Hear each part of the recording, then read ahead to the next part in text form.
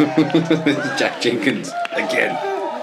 He's currently working at East West 101. Just keep dropping names, Steve. Good on you. And here, I think, is the last version, and it cuts out about halfway. So, just thanks to everyone who was involved in the film. So stop pushing us around. I think I've named and shamed everyone. Yeah. Shove people. Shove people. Shove people. Come on, say it with me. Shove people. Shove people. Yes. Shove people.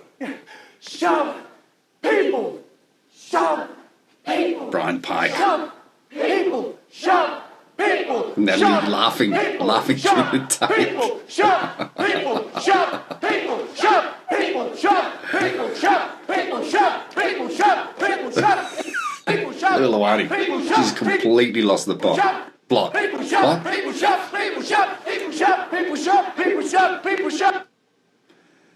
And that, my friends, is where Shove People cuts out. It just died suddenly.